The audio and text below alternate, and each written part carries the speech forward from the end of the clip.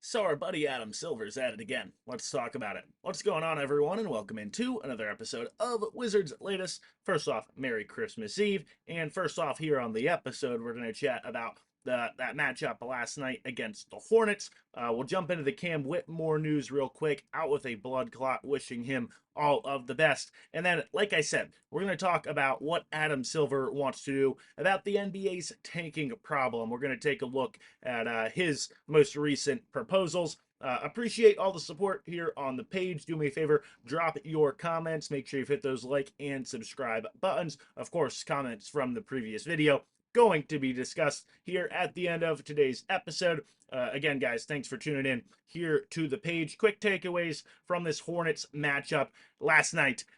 Awful fourth quarter, to be quite honest. After, what was a pretty competitive first three, pretty entertaining. Fourth quarter got ugly. Brian Keefe took a couple timeouts. Nothing really worked. Again, entertaining game up until that point. I know the Middleton, he got fouled on the three, hit his free throws. Did cut the lead down to 4 at one point, but then almost immediately it was back up to double digits. Keyshawn George's probably worst game of the year, 0 for 9 from the floor. Really for himself offensively, had nothing going. Did dish out 6 dimes. You like to see that. There was one kind of off the catch where he went off a pick and roll and then threw a little bounce pass to Bagley. I think it either in the third or fourth quarter. I'm pretty sure Marvin went up and got fouled that I thought was just a really, really nice play. And then also set the tone for one of the league's most intense rivalries, Wizards and Hornets, early on with that flagrant on LaMelo. And Con Knipple, every time you see him early on this year, it's kind of making you go, oh no, did we not only miss out on the Cooper Flag sweepstakes, but miss out on this dude as well? And I'm hoping by the end of the year, after the trade deadline, I'm going, Ben, this was a stupid take. What were you thinking? Trey Johnson was coming off the bench, completely different situations. But right now, he's averaging almost 20 on 47, 41, 91 shooting splits. To be putting up those type of numbers, 50, 40, 90, again, a near 20 point per game scorer as a rookie. It's pretty impressive what he's doing. And then lastly, I think I figured out, I guess before I get into my last point, bummer on Kispert. Looks like he might be out again. Sounds like, well, he did leave the game, and it sounds like it's with a hamstring issue. He was back, looked pretty good, and now and might be back out of the lineup, or maybe the Wizards are just, putting him out there, telling the league, hey, this guy can still hoop a little bit if anybody wants to come shop before the deadline. And then on the LaMelo ball, and why I think the Hornets, that's why I think the Hornets fans might be so frustrated. That's might be why they picked a fight with us over the summer, because I really do think he is just a megastar in terms of his talent level, but just so uncommitted to playing winning basketball in any way. He's rarely healthy either. He's dealt with injuries again this year. He's really never, he's had, I think, one mostly healthy season. There's 170 plus game played season on his ledger. I think that might be why Hornets fans get so frustrated, because the talent is obviously there, but just you saw a little bit when it's locked in the fourth quarter, like last night. That might be what it looks like. It's just rarely locked in. Let's jump into the Whitmore news, because I almost feel bad about the conversation yesterday where I was saying going into the year, we all thought Bilal and Cam Whitmore, those two year 3 guys, and who might earn an extension was going to be a big storyline. It really hasn't been, just the way things have unfolded. And now with Cam Whitmore, we were just talking yesterday about him being out of the lineup and on their injury report with shoulder soreness as being out. But now we're finding out he's another one of these names, and it started kind of back with Chris Bosh with the first big one you heard, and then Damian Lillard, Victor Wembanyama in recent years dealing with a blood clot issue. Deep vein thrombosis, I'm getting out my big words here, is the official diagnosis. It sounds like Cam's actually up in his shoulder is a slightly more rare occurrence. It's usually down in the legs. And it sounds like, again, I was on a little bit of a rabbit hole dive here on the subject, but athletes generally aren't going to be more susceptible, just young, healthy people, But because of all of the stress and the travel and sometimes dehydration and injuries NBA players, pro athletes can deal with, sometimes that can lead maybe or make you more susceptible to those issues. And then also, the other thing that I thought was interesting is that sometimes it gets misdiagnosed at first. And right with Cam, it seemed like he was just having shoulder soreness at first. And then you found out it was this. So kind of interesting there. Now, let's jump into kind of the hook for today's episode, and that's talking about what Adam Silver wants to do about the NBA's tanking problem. Is it a problem? I do think there is some issue in the NBA. We're dealing with it firsthand, and that is it's obviously not fun to lose games just constantly, it seems, and be down at the bottom of the league for years, year in, year out. But it's obviously the best and most likely way you're going to acquire premium talent in the NBA.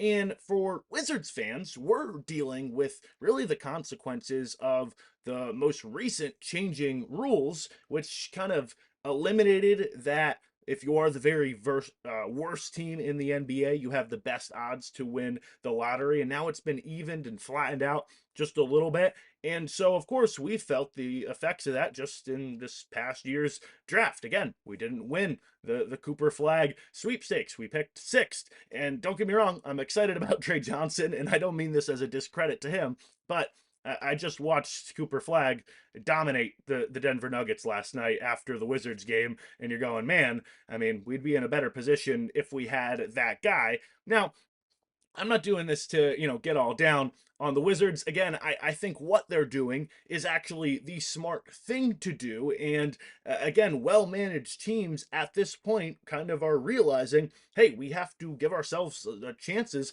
in the lottery year in and year out. Now, the new proposed changes, Adam Silver, our buddy, wants to throw out limiting the legal protections on traded first round picks to top 4 or top 14 or above.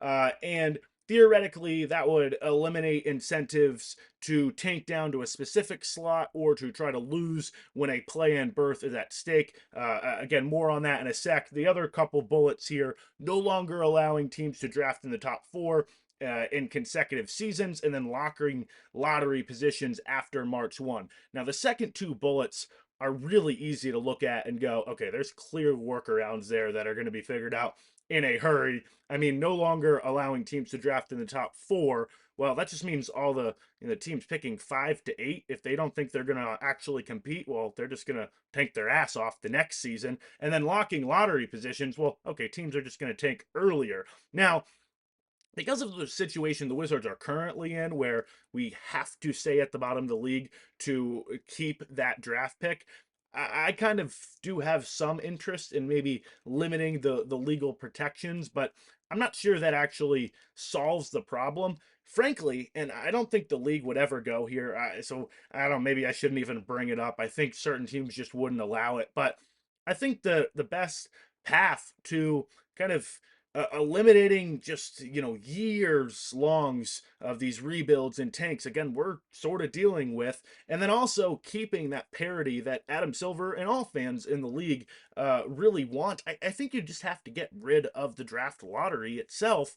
And again, maybe that just has teams, I don't know, maybe it really is truly an unsolvable problem, and teams would then just tank before the year and the product just gets altogether worse. But I don't think that's how it would go. I actually think, like I said, teams that are tanking and trying to give themselves lottery odds are smart. It's well run, well managed teams. In the Wizards case, it's just a bit of unluckiness. In San Antonio's case, it's a whole bunch of luck. That's the reason it's worked out for them. But my kind of theory here is that if you are a bad team, and if you're the Wizards and you got two, top 5, top 3 picks back to back years, well, you're only going to steadily improve a little bit. And then you're going to get to the point where, you might as well just kind of go in and compete. I don't know. Maybe that's kind of wishful, naive thinking, but to me, it seems like that would be the best way to get rid of maybe some of that. It would also get rid of the hope for some of these teams, like the Mavericks. Again, we saw last year borderline playoff teams that could say, instead of pushing for the play in and maybe going on some sort of run, in the playoffs, well, we'll just tank and we have a chance to win the lottery. And in the Mavs case, they did win the lottery. Uh, Again, I keep saying unsolvable because there's probably no perfect solution to it. But my issue with our buddy Adam Silver is that you either need to leave it alone or get rid of it altogether. These little tweaks, these little changes, to me, are just making the situation worse and worse and worse. Now, let's jump into the comment section from the previous video. Do me a favor, if you gotten this far, hit those like and subscribe buttons. Don't forget to drop your comments here today as well. Again, guys, Merry Christmas Eve and hope you're all enjoying your holiday week. But let's chat about that comment section. I'll give, once again, I think I'm going to give Michael Haas, 1482, the first comment. First off, we were talking about the potential future backcourt in yesterday's video. Looks like your preference would be Bub Carrington and a rookie if no trade is made to bring in a guard, and then Trey would be coming off the bench. I don't think I would prefer that. I think Trey Johnson has to be in the starting lineup next year. And then one other thing I want to discuss. Remember, we were talking about the Jonathan Kuminga trade that the Wiz of Oz website threw out. Remember, it was Healed, Kuminga, and a second rounder for McCollum. And Kuminga can't be traded until next month.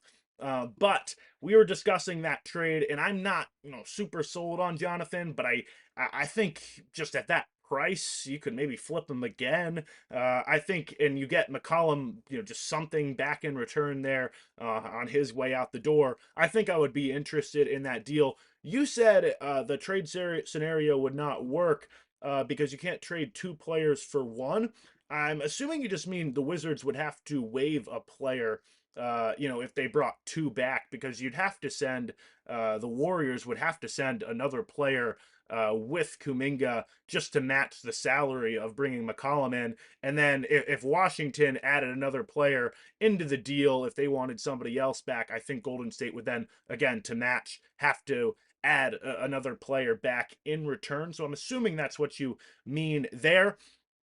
And then a few comments like this, Mr. Nico 2642, just saying, if the Wizards don't get a top 3 pick in 2026, just give up hope on this organization. And I'm not quite to that point yet. I'll never give up hope on this team. And honestly, I mean, I really do. Again, I'm talking about well-run organizations, and what I think the team is doing is the smart thing. But that would obviously really, really hurt. And we keep talking about Peterson, DeBonsa, Boozer, and I'm going to chat about those guys a little bit here real quick again. But any of those three, just, I know Mikal Brown has some people excited as well. And I don't think he's going to be a bad player or anything like that. But just those three just kind of shiny toys seem like the light at the end of the tunnel right now in terms of this season.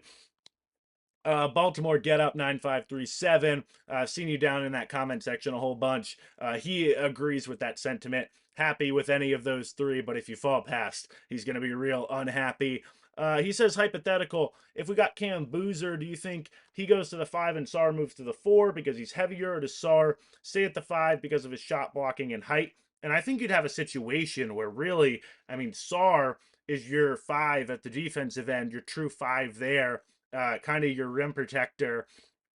And then at the other end, you have Boozer as maybe this offensive hub. You can kind of see them interchanging in the low and high post. Maybe Boozer playing up at the foul line. Sar's working in the dunker spot. I think Sar has kind of an underrated passing skill as well. That combination right there. I'm even going, and I'm saying not considering a trade here or anything, but a Bub, Trey, Keyshawn.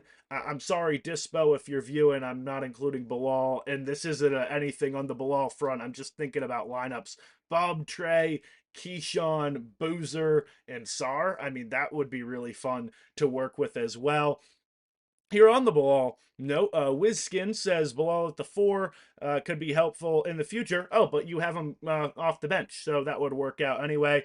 He says he's learning more toward Debonsa. I think I said yesterday, I think Debonsa or Boozer, simply because of the injury stuff so far early on with Peterson, is my preference. I also think both of those guys probably have, I don't know, I feel like their skill set to me seems like it's a little bit more franchise changing. That's where I am right now. We still have, I mean, pretty much all of their conference college schedules to kind of view and judge those guys on.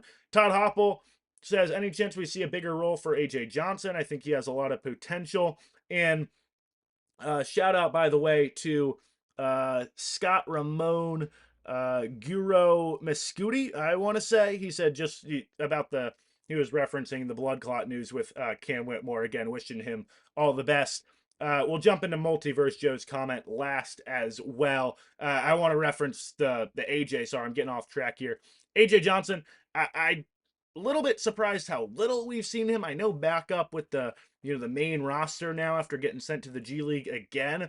I'm a little bit surprised about how little we've seen him, but I mean the team is playing, I mean 10, 11 guys and he's still I mean coming in at garbage time. So it kind of tells you where they have him really in their pecking order right now. And then Multiverse Joe says teams don't trade young, good/great point guards, which is kind of in reference to my hope that maybe next year, if Boozer or Debonsa is the pick, you could go find in a trade a point guard you could land and bring in. And then I also wanted to touch something um, on something you said. Zion, you're just interested in Zion a little bit, back again playing and looks good. I don't know. I'm just and I love your comments and I love the insight you usually drop. Not that you don't drop any great insight here, but just on the Zion front, I just I think it's fool's gold a little bit, to be quite honest. I really just think at no point in his career, again, kind of like LaMelo, has he proved he can be in the lineup consistently for you. Now, I do understand the point, and it's a similar one to I'm kind of making on Jonathan Kuminga, that if the price is so low and the price, is right, then hey, maybe it's worth pulling the trigger. I don't think Zion Williamson, again, with his contract, is the guy to bring in. But I appreciate all the support here on the page, you guys. Thanks for listening to me. I'm going to quit yapping now. Do me a favor. Hit those like and subscribe buttons if you've gotten this far and haven't done so already. Again, thanks for all the support here on the road to 1K. I hope you're all enjoying the holiday season. Merry Christmas Eve. Merry Christmas tomorrow. Likely back with you next week. Thanks for watching another episode of Wizards Latest.